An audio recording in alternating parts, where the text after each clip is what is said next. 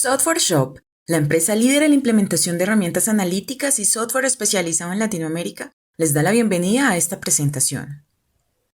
El día de hoy contamos con el acompañamiento de Andrés Cruz, gerente de portafolio, riesgo y finanzas en Software Shop, profesional en finanzas y comercio internacional de la Universidad de La Salle en Colombia, magíster en investigación en administración con énfasis en finanzas de la Universidad de los Andes, acreditado en la certificación internacional en administración de riesgos cuantitativos CQRM y actualmente adelanta estudios de doctorado en administración en la Universidad de los Andes. Bienvenidos. Bueno, pues primero que todo, saludar a todos los asistentes. Buenos días, buenas tardes, bienvenidos a esta sesión, este webcast, webinario sobre análisis univariado de series de tiempo. Voy a iniciar esta charla con unas diapositivas, pues con el fin de comprender un poco a manera teórica qué es lo que luego vamos a hacer en Stata, ¿de acuerdo? Este webcast, digamos que va a funcionar como complemento a otro webcast que se hizo no hace mucho, finalizando el año pasado. Por acá tengo las diapositivas que fue introducción al análisis de series de tiempo. Bueno, esto fue en octubre del año pasado. Y digamos que en este primer webcast pues vimos algo acerca de las series de tiempo, qué es una serie de tiempo, pues aquí digamos está una corta definición que es una secuencia de observaciones de alguna variable que está medida a través del tiempo, que está ordenada cronológicamente y espaciada entre sí de la misma forma, es decir, está ordenada o por días o por semanas o meses o años. Y bueno, veíamos por acá algunas aplicaciones en economía y marketing, demografía, medio ambiente. Si hay personas que no estuvieron en este webcast, pues la recomendación es que luego de finalizar esta sesión vayan a la página de Software Shop y allí van a encontrar subido, colgado esta presentación porque pienso que es bastante útil para adentrarnos en este mundo de las series de tiempo. Veíamos también que las series de tiempo pueden tener algunas características, unos componentes, entonces entre ellos pues está la tendencia, que es una dirección hacia la cual se orientan los datos, que podría ser una tendencia creciente, decreciente o lateral, ¿no? Esto también se conoce como una tendencia alcista, bajista o que no tiene tendencia. ¿Cierto? Entonces, esta es una de las características y todas estas características se deben tener en cuenta al momento de modelar o de intentar pronosticar las series de tiempo, ¿de acuerdo? Otra característica era o es la estacionalidad, que hace referencia a los patrones, a cosas que se repiten, valores que se repiten en periodos de tiempo. Eh, Pues la literatura, digamos que lo plantea que cuando es menor a un año, nos referimos a estos patrones como estacionalidad, y cuando es mayor a un año, pues se conoce como ciclicidad, pero a fin de cuentas es lo mismo. Entonces, por ejemplo, tenemos ventas al detalle en los meses de noviembre y diciembre, por ejemplo, es algo que se repite, que es cíclico, que es estacional. ¿De acuerdo? Entonces, esta, aparte de la tendencia, que en este caso presenta una tendencia positiva, alcista, creciente, pues también debemos mirar si presenta ciclicidad, estacionalidad o no. Y un tercer elemento que es importante a considerar, que es importante tener en cuenta acá, es la aleatoriedad, ¿cierto? Que es una perturbación, son eventos fortuitos, ¿cierto? Que van a afectar o a modificar el comportamiento de mis series de tiempo. ¿Mm? Esto no responde a ningún patrón, sino que es algo fortuito, aleatorio, que incide de forma aislada. Entonces, acá tenemos también gráficamente una serie de tiempo que es aleatoria, vean, ¿no? Esto no presenta una tendencia clara de si yo lo recorto, digamos, por pedazos. Voy a activar por acá, perdón un momento. Si yo recortara de pronto esta primera sección,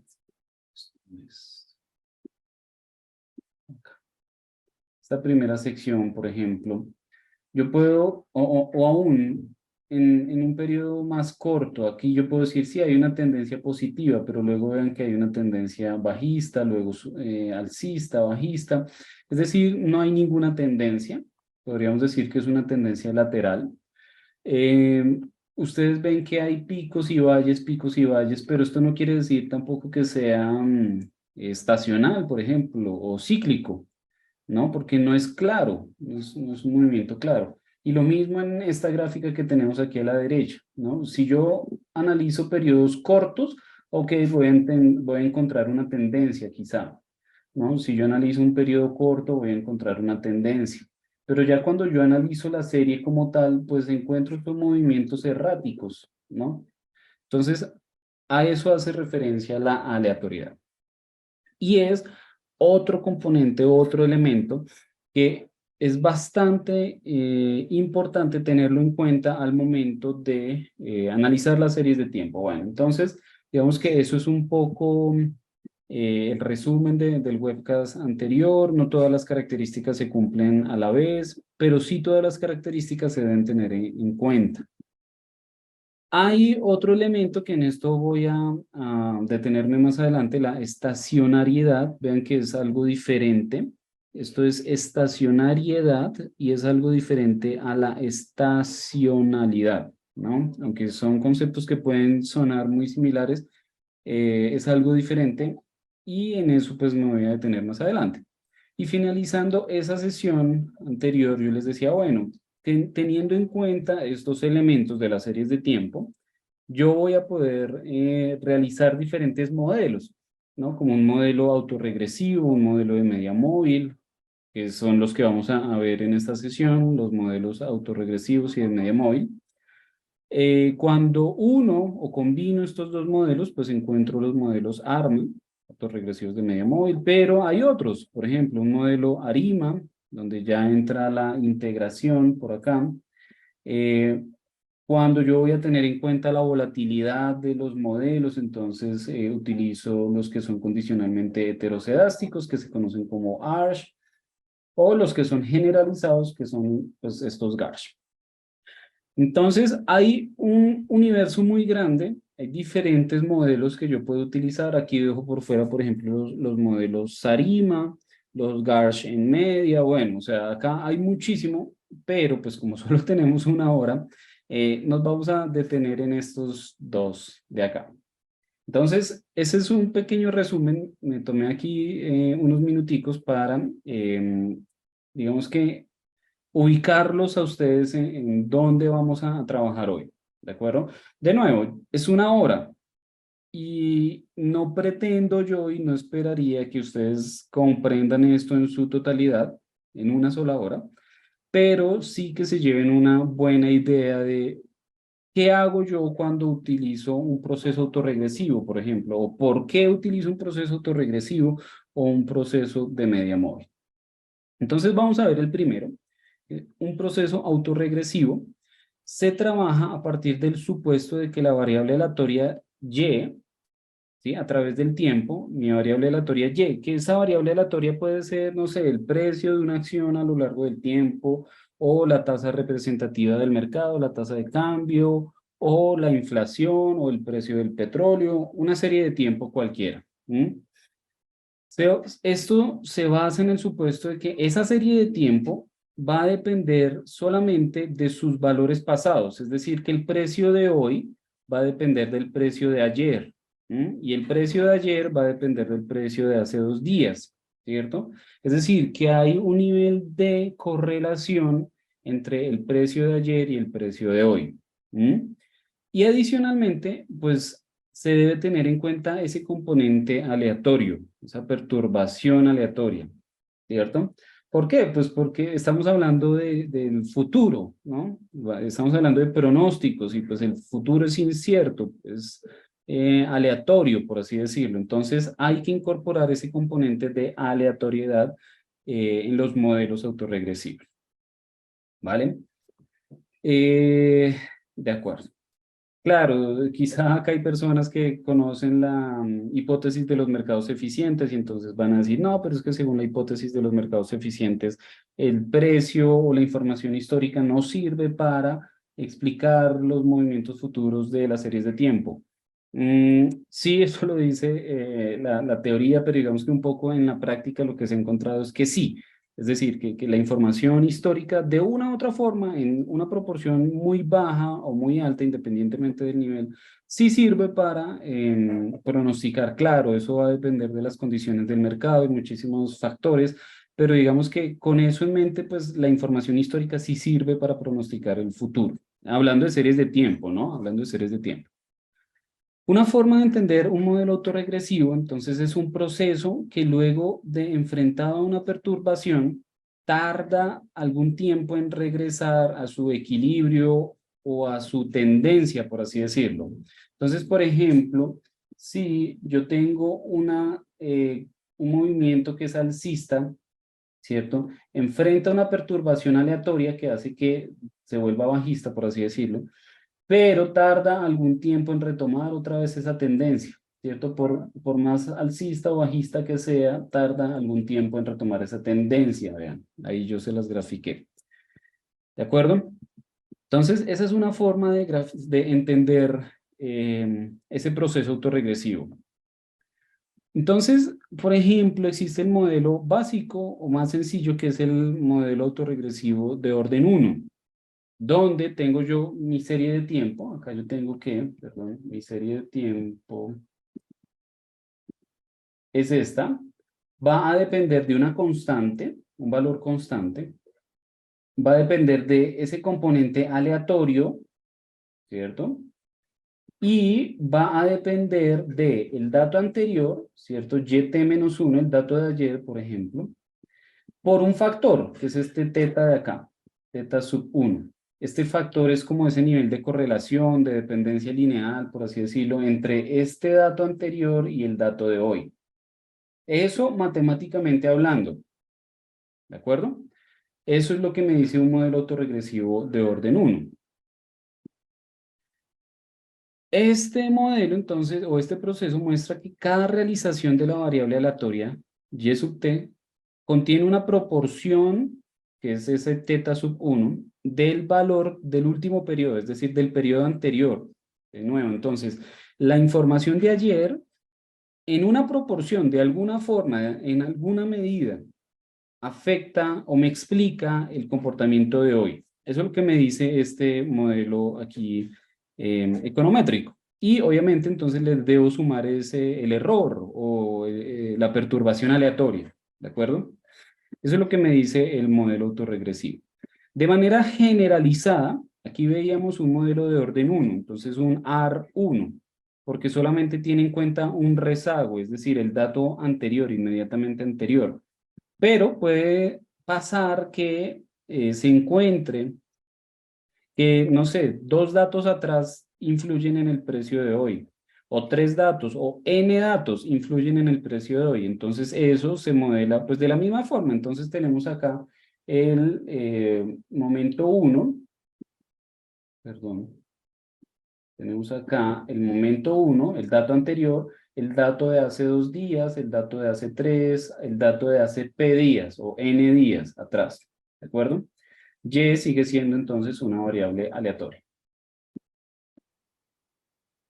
De acuerdo, entonces eso digamos que para eso me sirve el modelo autorregresivo, para a partir de los datos anteriores intentar explicar los datos siguientes. Voy a detenerme un momento acá y entonces vamos a pasar a Stata. ¿De acuerdo? Como para ir alternándonos entre la teoría y la práctica. Bueno, entonces acá yo tengo una serie de tiempo, vamos a observar qué es lo que tengo yo acá. Tengo una base de datos sobre precios históricos de diferentes commodities, por así decirlo. Entonces, estos datos son mensuales, vean, no sé, el mes 1 de 1990, es decir, enero de 1990. Y me puedo ir hasta el 2022, mes 7 de 2022. ¿de acuerdo? Y acá tengo el precio de diferentes índices, por ejemplo, por acá el precio de un indicador de alimentos, de bebidas, beverage, no sé, por acá tenía de aluminio, de carne, el precio de la carne, son indicadores financieros, perdón, indicadores de precios, índices de precios del coco, bueno, de diferentes cosas, del petróleo, del pescado, etcétera, ¿de acuerdo? Commodities. Eso es lo que tengo acá en esta base de datos. Entonces, para que tengan en cuenta que vamos a estar trabajando sobre bases de datos. Listo. Entonces, ahora sí voy a pasarme por acá. Perdón. Ok. Va a pasarme a Stata. Y lo primero que yo debo hacer cuando voy a trabajar con una serie de tiempo es decirle a Stata, oiga, voy a trabajar con una serie de tiempo, porque es diferente, a ver, existen diferentes, se me va el nombre, como categorías, no son categorías, formas en las que se presentan los datos. Entonces, unas son series de tiempo, otras son datos de corte transversal, ¿cierto? Datos panel. Y entonces, dependiendo de la estructura de los datos, pues se maneja un poco diferente. Entonces, primero voy a decirle que el formato de las fechas, pues voy a modificarlo un momento acá. Y acá le voy a decir TS set, es decir, time series, TS de time series. Estoy configurando una serie de tiempo cuya variable principal pues va a ser la fecha, ¿no? Nos vamos a regir por la fecha. Entonces aquí me dice, oiga, sí, vean, aquí ya estableció usted que es es una base de datos en la cual usted va a manejar series de tiempo que va desde enero de 1990 hasta julio del 2022. Y el delta, es decir, la variación de esos datos, pues es mensual, ¿no? Pasa de enero a febrero, a marzo, es decir, mensual. El delta es de un mes. Entonces, yo les decía, por ejemplo, podemos mirar características de las series de tiempo como, aquí le digo TS line, es decir, va a ser una gráfica de una serie de tiempo del precio de la naranja, price orange, ¿no? Y entonces aquí me muestra el precio de la naranja, ¿no? A través del tiempo, ¿ok? Esto yo lo puedo ver quizá acortar o seccionar, por así decirlo. Entonces puedo decirle el precio de la naranja entre 1990 y 99, por ejemplo. Entonces aquí me lo acorta y entonces acá yo ya puedo ver algunas características, ¿no? Que ha tenido una pendiente negativa o una tendencia bajista más bien a lo largo o en este periodo, en el periodo de los 90 tuvo una tendencia bajista, que quizás sí tenía ciclicidad, vean, de alguna manera tenía ciclicidad por ahí. Entonces esto yo debo tenerlo en cuenta al momento de modelar esas series de tiempo. ¿De acuerdo? Pero lo que yo quería mostrarles entonces un poco en este momento, vamos a cambiar de información, voy a mostrarles el precio de la leche, por ejemplo, entre el 95 y el 2015 años de información tenemos acá, ¿vale? 15 años. Entonces, acá de nuevo, yo puedo analizar que quizá es cíclico o estacional, cíclico porque estoy hablando de varios años, que sí posiblemente tiene alguna ciclicidad, que no tiene una tendencia clara, ok, pero entonces ustedes dicen, bueno, sí, yo quiero construir un modelo autorregresivo para intentar pronosticar esos datos, ¿cómo hago? ¿Cómo hago? Entonces, el primero o digamos que la primera herramienta que yo puedo utilizar es esto que ahora sí les voy a presentar acá en PowerPoint, que es la función de autocorrelación y la función de autocorrelación parcial, que son dos gráficas y ya las vamos a ver. Esto quizá les suene muy extraño, pero ya lo vamos a ver. Ambas funciones son medidas de asociación entre los valores de la serie de tiempo actual y los valores pasados, ese nivel de asociación, de correlación que yo les decía entre el valor no sé, el valor del petróleo hoy y el valor del petróleo ayer. Entonces, esta función de autocorrelación es una medida de asociación e indica cuáles son los valores de series pasadas que me ayudan a predecir valores futuros. Es decir, solamente el precio de ayer me sirve para pronosticar el precio de hoy, o el precio de hace 2 días también, o el precio de hace 3 días, que era este modelo que yo les mostraba acá. Era este modelo que yo les mostraba acá, ¿no? Solamente el dato de ayer, o el de hace 2 días, o el de hace n días. Entonces, con estas gráficas de la función de autocorrelación, yo puedo determinar cuáles son esos valores que me son útiles, ¿no? Entonces, por un lado, la función de autocorrelación. En el retardo K, es decir, el valor K, el valor de ayer, el de hace 2 días, el de hace 3, es la autocorrelación entre los valores de las series que se encuentran acá a intervalos de distancia. Bueno, acá esto es teórico, no los voy a confundir, no quiero que se confundan. Es muy similar la función de autocorrelación con la autocorrelación parcial, solamente que acá tiene en cuenta los intervalos intermedios. Bueno, acá no vamos a entrar como mucho en detalle.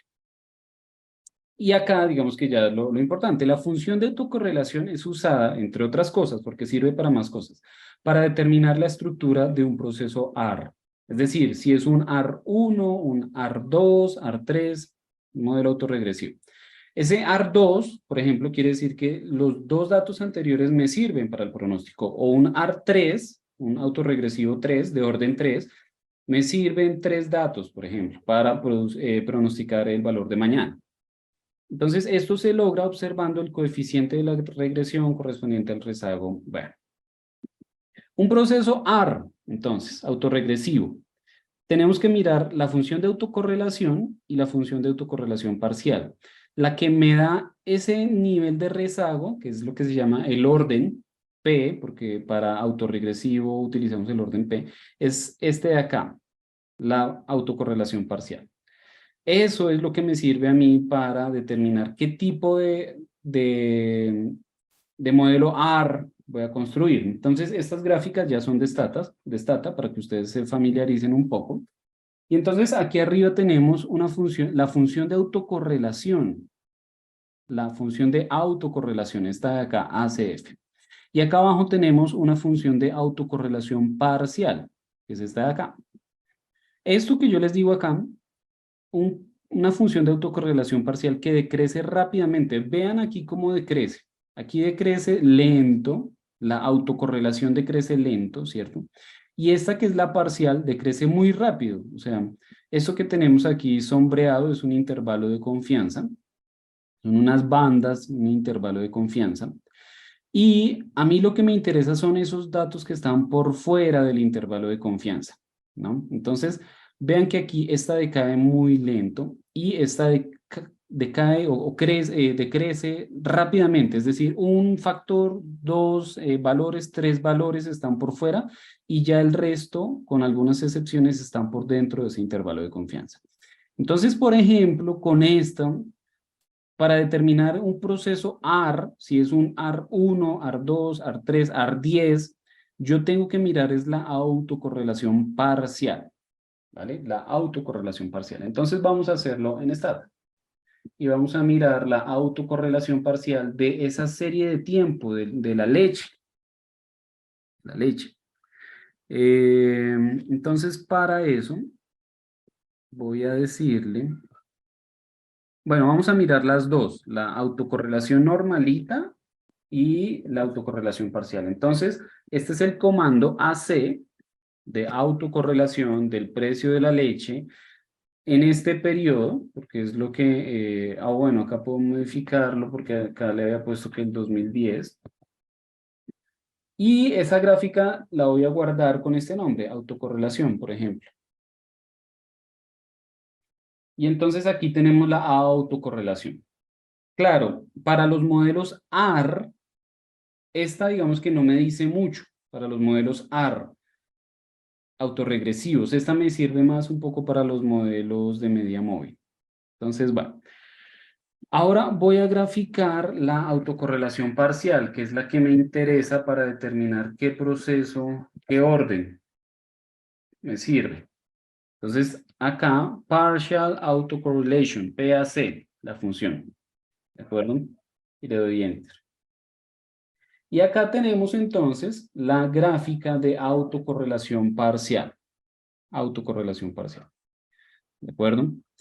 Eh, Analizando esto, entonces, yo miro cuáles son esos valores que me podrían indicar a mí qué modelo o qué orden para autorregresivo es. Entonces, vean que hay uno que está por fuera, hay dos que están por fuera y ya los demás están dentro o en el borde, en el límite. Estos de aquí de atrás ya no les voy a poner tanta atención, me interesan los aquí, los de la izquierda. Entonces, con esto en mente, yo diría, oiga, el precio de la leche se puede pronosticar utilizando un modelo de autorregresión o autorregresivo de orden 2.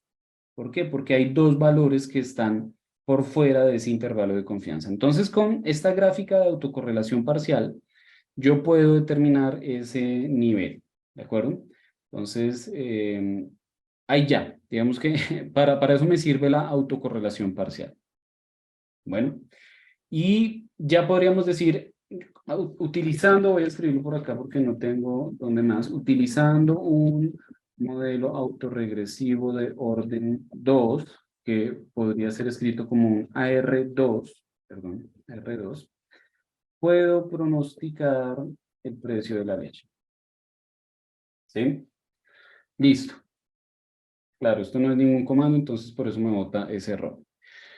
Así, a grosso modo, de manera muy sencilla, puedo determinar yo posiblemente cuál es ese mejor modelo, ese AR2. ¿De acuerdo? Claro, de más adelante, y espero que nos alcance el tiempo, podemos hacer unas pruebas para determinar si efectivamente es el mejor modelo o no. Si yo debería utilizar un modelo AR3, por ejemplo, o AR4 o AR5, ¿cierto? Bueno, entonces, digamos que así vería yo un poco el orden 2. El orden 2. Veo que como que hay varias preguntas, entonces antes de pasar al modelo de media móvil, voy a responder algunas preguntas. Veo por acá, ¿por qué el AR2? No entendí.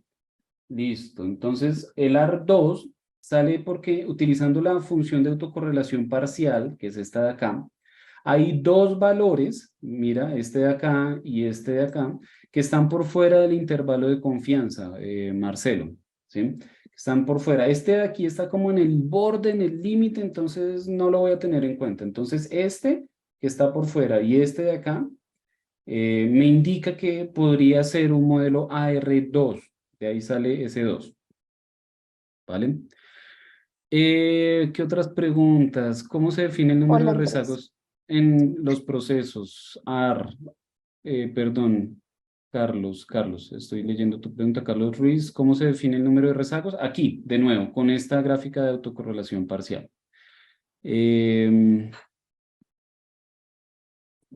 Bueno, no sé qué otra pregunta haya.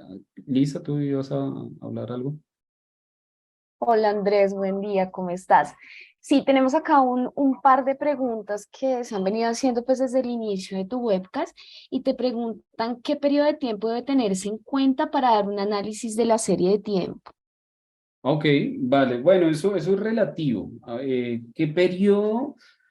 Digamos que estadísticamente una muestra con más de 30 observaciones me puede servir, ¿no? Eso es lo que dice la teoría, una muestra con más de 30 observaciones. Si son observaciones diarias, si son semanales, mensuales, anuales, pues no importa, ¿no? Pero digamos que a partir de 30 observaciones puede ser, digamos que útil desde el punto de vista estadístico. Claramente, entre más grande sea la muestra, entre más observaciones yo tenga, pues voy a poder hacer cosas más precisas o análisis más profundos, más detallados, eh, pues a futuro, ¿de acuerdo? Sí, otra pregunta, quizá una última para continuar. Sí, nos preguntan también si esta metodología se puede aplicar en salud y cuáles son las condiciones que debe cumplir. Listo, vale, gracias. Sí, esa pregunta la hace Diana Rivera. Claramente la puedes utilizar en salud. Aquí, claro, yo los ejemplos que mencioné quizá fueron con datos económicos, ¿no? Pero si yo tengo una serie de tiempo de datos relacionados a salud, la puedo utilizar, ¿no?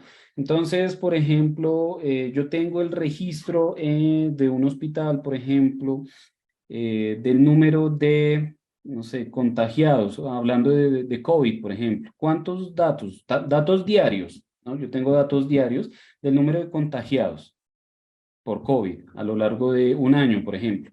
Entonces, con esos datos que están ordenados cronológicamente y están separados por el mismo tiempo, es decir, son diarios, son datos que pues, puede utilizar para realizar pronósticos, quizá, con esa metodología o con otras, pero claro que sí, se pueden utilizar datos de salud para utilizar, para aplicar estos modelos de acá.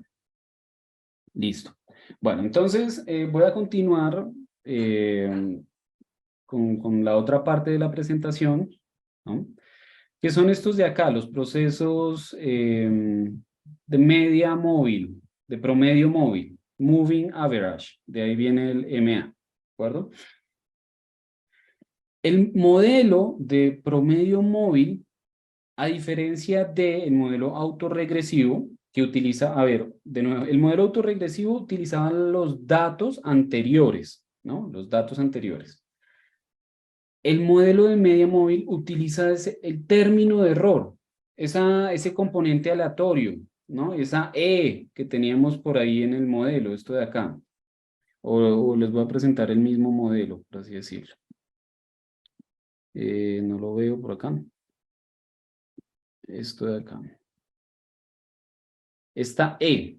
Entonces, el autorregresivo utiliza son los datos anteriores y el promedio móvil utiliza ese término de error, esa perturbación aleatoria de hace 2 periodos, de hace 3 periodos, de n periodos hacia atrás. Saca la primera n diferencia de la serie de errores en la serie de tiempo. Entonces, de nuevo, tenemos el precio del petróleo, por ejemplo, que está explicado por una constante, por una perturbación aleatoria, una perturbación aleatoria del día de hoy, más una perturbación aleatoria del día de ayer, ¿no? T-1, por ejemplo. Y de nuevo aquí tenemos un alfa que viene a ser similar al teta de, el modelo autorregresivo, que es esta, es la proporción de el dato de ayer cómo afecta a hoy, esta proporción de acá. Entonces acá tenemos es un alfa, ¿no? La proporción de ese error de ayer que tanto afecta los datos hoy. Se implementa cuando la evolución de la variable económica, bueno, de nuevo, acá yo estoy dando ejemplos económicos, pero es una variable n, una serie de tiempo, depende de eventos aleatorios no correlacionados. Un evento aleatorio se refiere a una nueva porción de información que no está correlacionado con y sub t, bueno. Acá, ¿cómo identifico entonces yo ese rezago o ese orden del promedio móvil? Con autorregresivo, con los modelos autorregresivos, entonces yo utilizo la función de autocorrelación parcial, acuérdense, la función de autocorrelación parcial. Con los promedios móviles utilizo es la función de autocorrelación. Esa es la que me va a dar el orden, ¿no? Entonces, si es un MA2, por ejemplo, eso me lo da la función de autocorrelación. ¿De acuerdo? Un proceso de media móvil, entonces la función de autocorrelación decrece rápidamente, como lo veíamos con la función de autocorrelación parcial, y la parcial decrece lentamente. Entonces, acá, por ejemplo, tenemos la función de autocorrelación de 2 series de tiempo. Creo que son series de tiempo diferentes. Sí, aquí es del puerco, del cerdo, y esta es de Rubish, no me acuerdo cómo es en español. Bueno, entonces, vean que aquí esta de acá decrece más rápido de una u otra forma que esta de acá, ¿no? Esta de acá decrece muy lentamente, la autocorrelación. Cuando yo tengo una gráfica así, por ejemplo, esto me puede indicar que no se puede utilizar un proceso de media móvil, ¿no? Porque decrece muy lentamente y aquí la característica es que una serie de tiempo que se le pueda aplicar o utilizar una media móvil, la condición es que la función de autocorrelación debe decrecer rápidamente.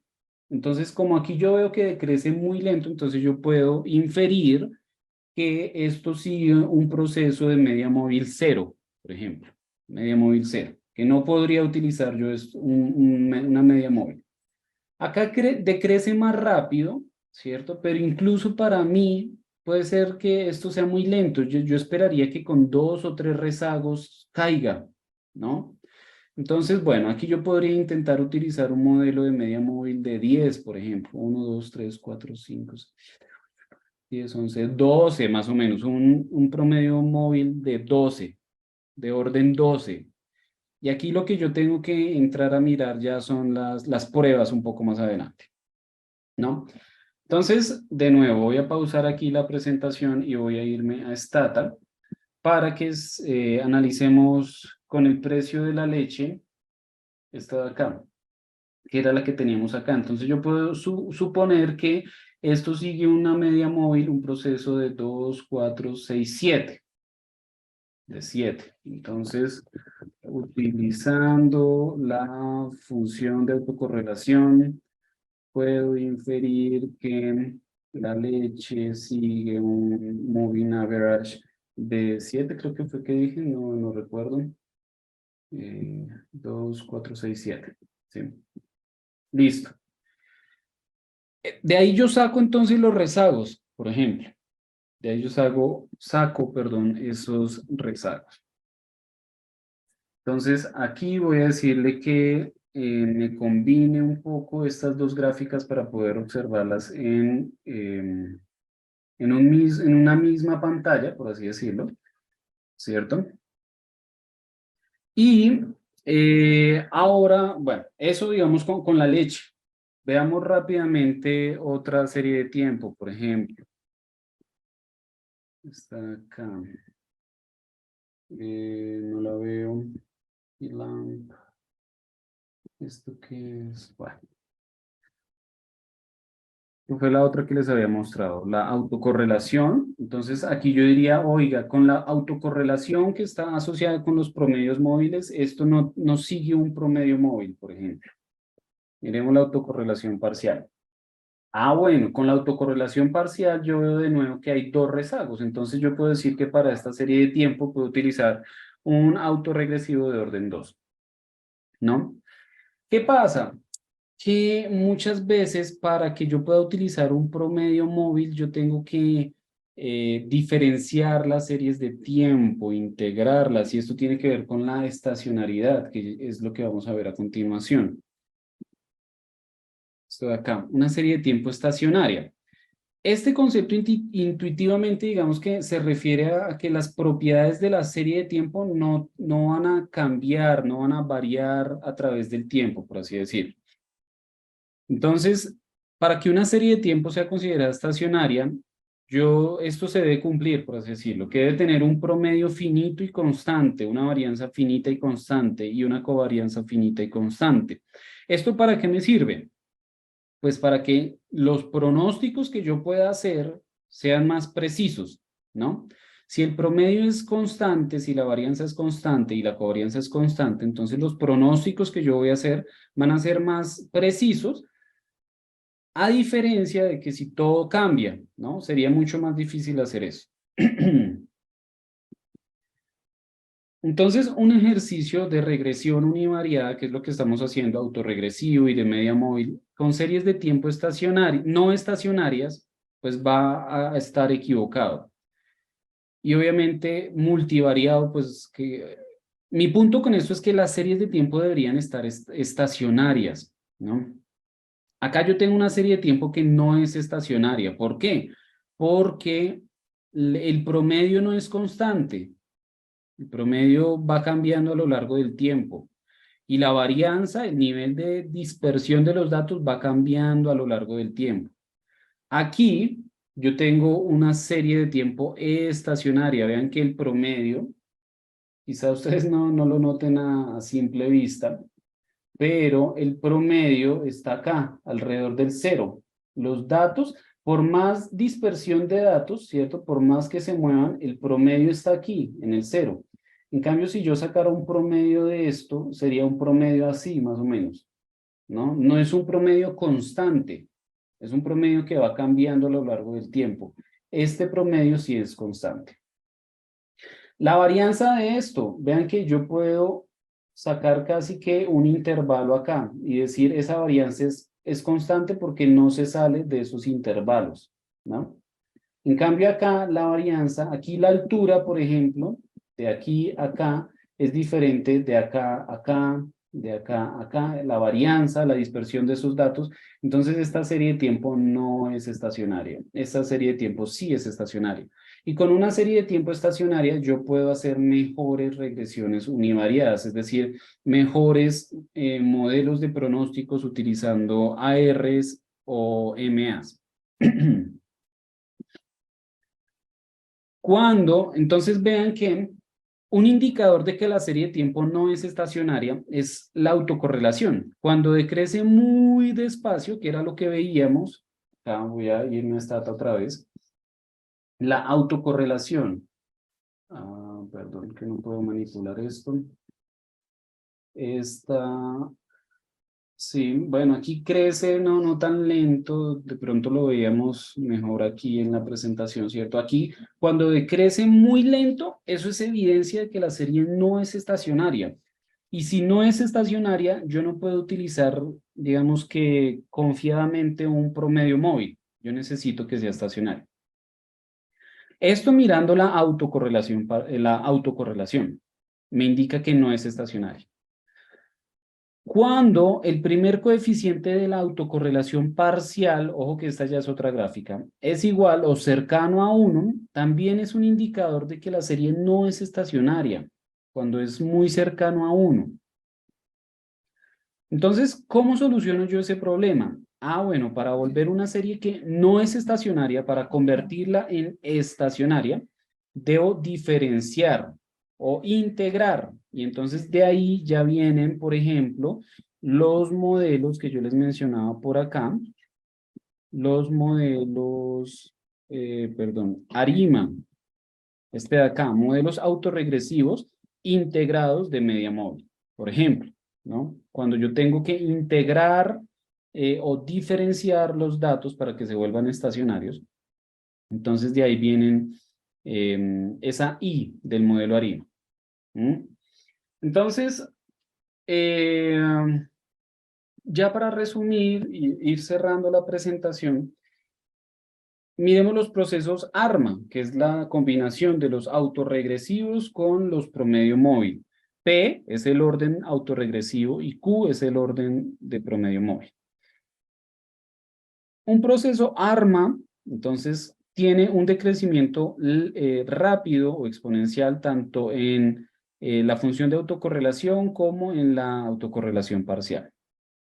Y yo creo que esta tablita le resume a ustedes muy bien la presentación, como para que no haya tanta confusión. De nuevo, yo no espero que ustedes salgan expertos en una hora en este tema, pero podrían tomarle un pantallazo y pues ustedes van a decir, oiga, vea, la autocorrelación en un modelo AR, por ejemplo, en un modelo AR, lo que me da el rezago es esta, la parcial, lo que me da el rezago o el orden P.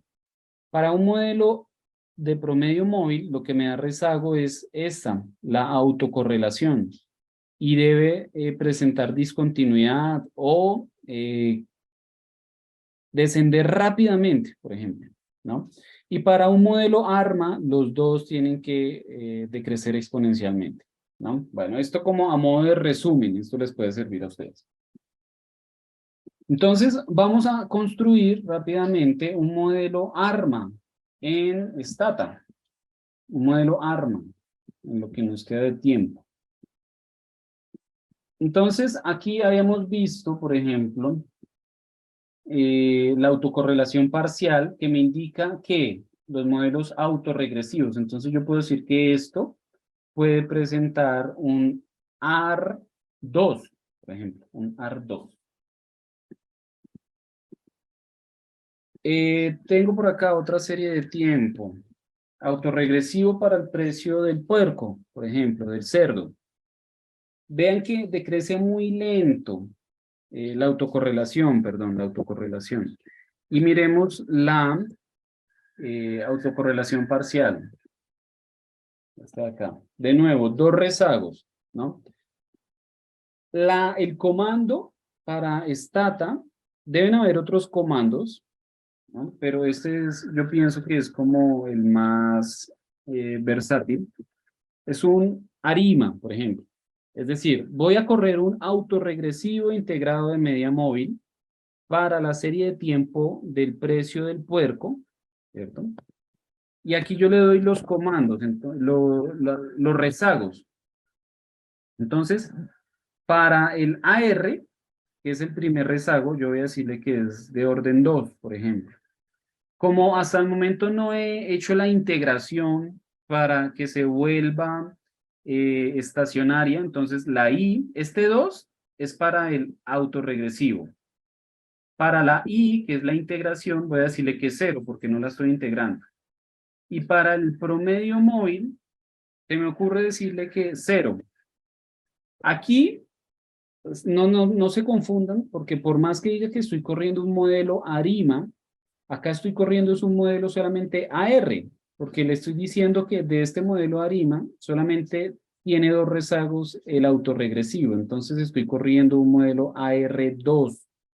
Pare de contar, AR2.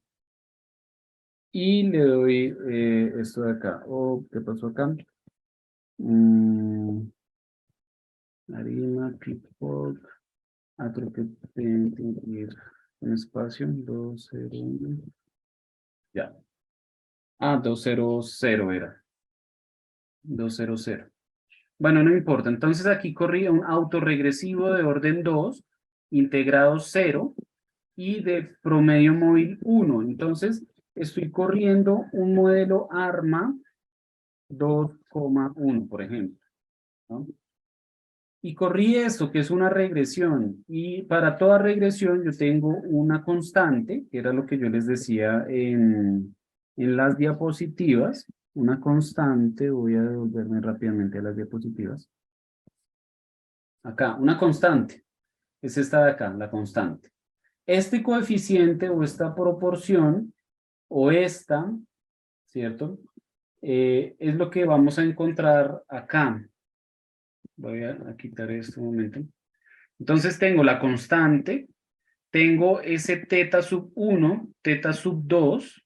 ¿Por qué? Porque yo le estoy corriendo un AR2. Y como corrí un MA1, entonces también tengo ¿cómo se llama esto? El intercepto, la proporción, ¿no? De ese modelo de promedio móvil.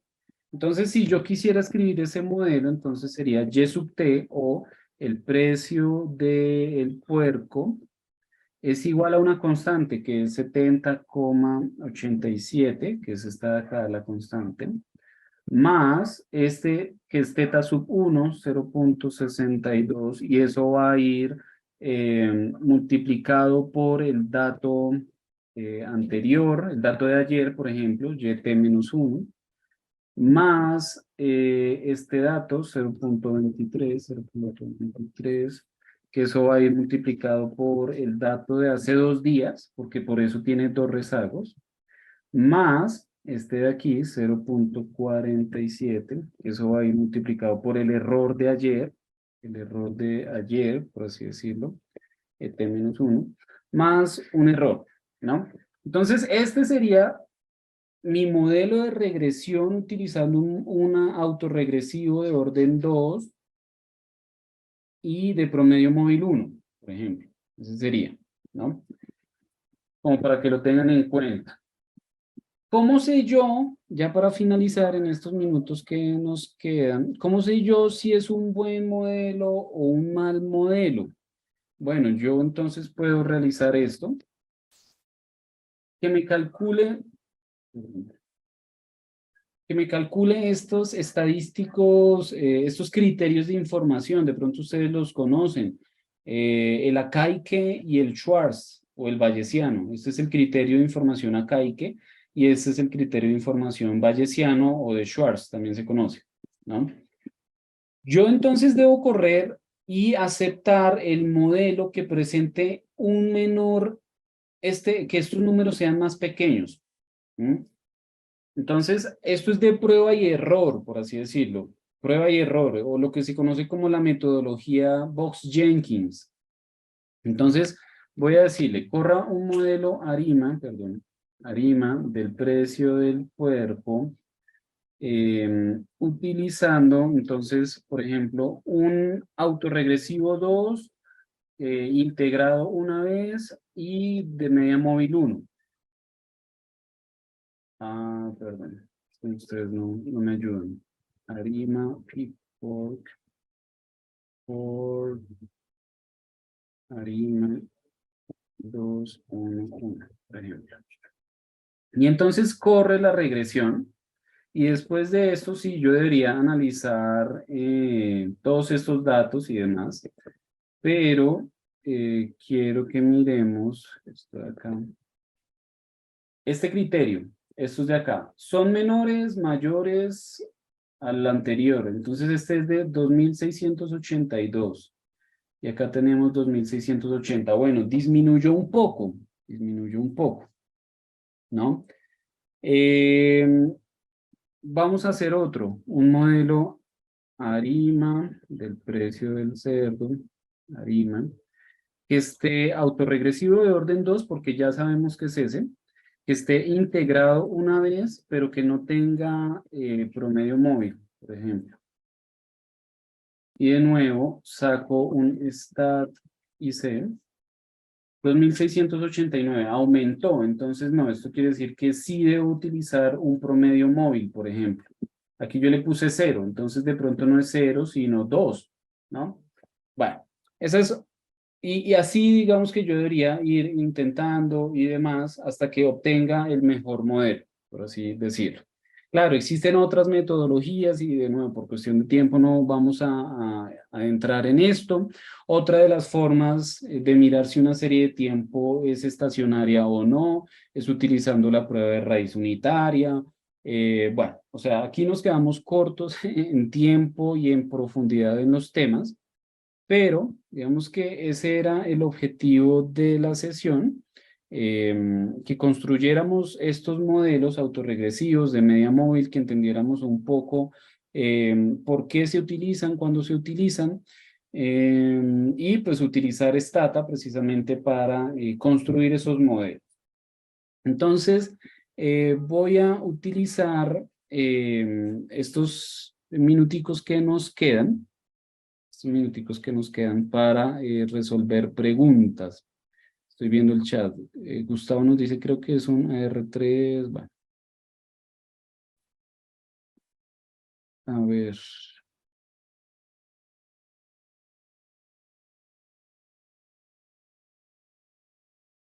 Esta ya la respondí.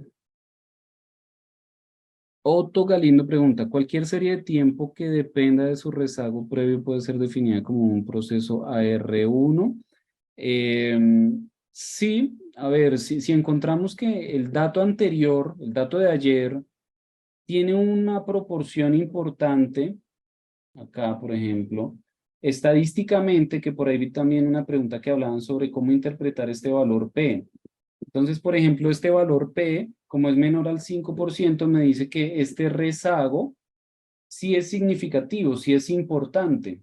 Este segundo rezago también es significativo, es importante, vean, acá. Entonces, si esos estadísticos me indican que los rezagos son importantes, entonces me puede servir en este caso un AR2, porque tengo dos rezagos que son significativos. ¿Qué criterios debo emplear para usar un modelo AR o MA o ARMA? Bueno, pues principalmente se analiza la función de autocorrelación y la autocorrelación parcial. Se determinan esos órdenes, esos rezagos y luego tengo que entrar a realizar estas pruebas. de acá y Schwarz, para ver cuál es el mejor modelo, por así decirlo. Veo por acá otra pregunta. ¿Qué es lo que mide exactamente la autocorrelación parcial? Mide, ¿cómo explicarlo por acá? A ver, gráficamente. Está acá. La autocorrelación, esa es una buena pregunta. La autocorrelación mira, digamos, de este periodo, el periodo inmediatamente anterior, de aquí a acá, de acá a acá, por ejemplo, de acá a acá. Si es un AR1, por ejemplo, mira de acá a acá, los datos individualmente. La autocorrelación parcial, que es esta otra que tengo por acá, si yo tengo una autocorrelación parcial, digamos, mira los periodos, digamos, de aquí a acá, por ejemplo, del dato 1 al dato 3, es decir, tiene en cuenta los datos intermedios. A ver, esto es más profundo y no quise yo adentrarnos en esto para no confundirlos, pero, perdón, lo que quiero que se lleven es que ambas, la autocorrelación y la parcial, son medidas de asociación entre los datos anteriores, perdón, y los datos actuales.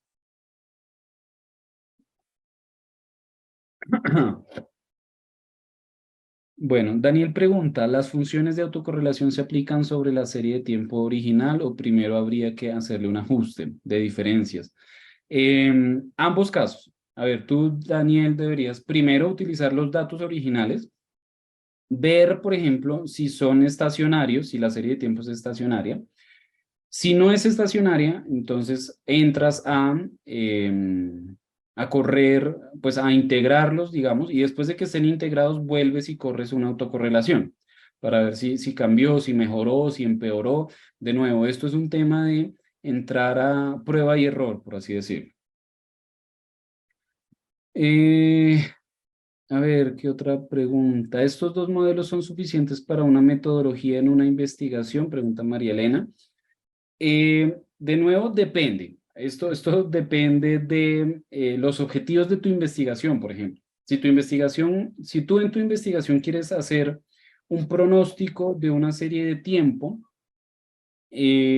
solamente para intentar explicar, digamos, si los datos anteriores explican a los de hoy, quizá podría ser suficiente, pero digamos que estos son los modelos más básicos, SAR y AM son más básicos. Yo voy a poder utilizar modelos más robustos que le van a dar más fuerza y más soporte a mi investigación. Entonces, esto es como una escalerita. El primer paso es esto de acá, el AR y el MA. El siguiente, mirar si yo puedo integrarlos, volverlos estacionarios. Decir, oiga, ¿será que no estoy teniendo en cuenta la volatilidad? Entonces ahí utilizo este modelo, ARCH, por ejemplo. Y así, entonces tú tienes que ir construyendo y digamos que después de que pruebas cada uno de estos, determinas cuál es el mejor modelo para tu investigación. Bueno, Julián dice, la estacionaria es muy parecida a la aleatoria. Sí, gráficamente se parece y de hecho una serie de tiempo aleatoria muchas veces puede ser estacionaria, sí. Y una última pregunta, perdón, es que no alcanzo a responder todas. En resumen, ¿cuáles son las condiciones que debe cumplir una serie de tiempo para poder ser pronosticadas?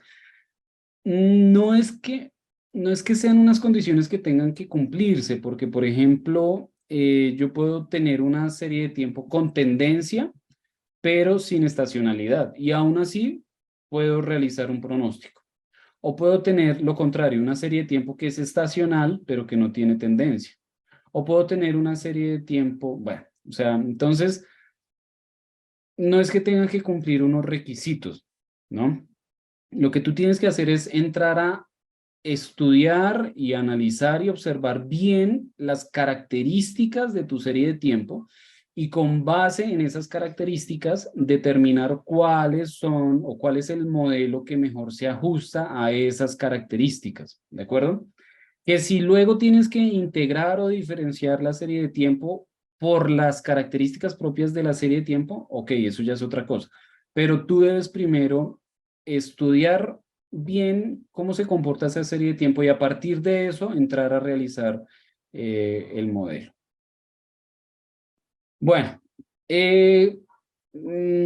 por tiempo no alcanzo a responder todas las preguntas. Veo por ahí que quedan algunas preguntas sin responder. Les voy a dejar mi correo en el chat para que ustedes puedan escribir por ahí si tienen más preguntas. Bueno, ya Jessica nos está colaborando. Gracias, Jessica. Pueden escribir a mi correo, es andres.cruz@software-shop.com. Los invito también a que estén pendientes de la programación de Software Shop, de los eventos que vienen a continuación, de las charlas, de los temas, de los diferentes softwares que se utilizan. Gracias a todos por su asistencia, por su participación. Perdón de nuevo si no alcanzo a responder todas las preguntas por cuestión de tiempo. Y bueno, espero que les haya sido de utilidad, que les haya servido un poco para aclarar conceptos, para aprender cosas nuevas. Y nada, que les deseo que tengan un excelente resto de día, un muy buen fin de semana y de nuevo muchas gracias por acompañarnos. Para mayor información respecto al software o en temas relacionados, no duden en contactarnos a través del correo electrónico entrenamientos@software-shop.com o visitar nuestra página web www.software-shop.com.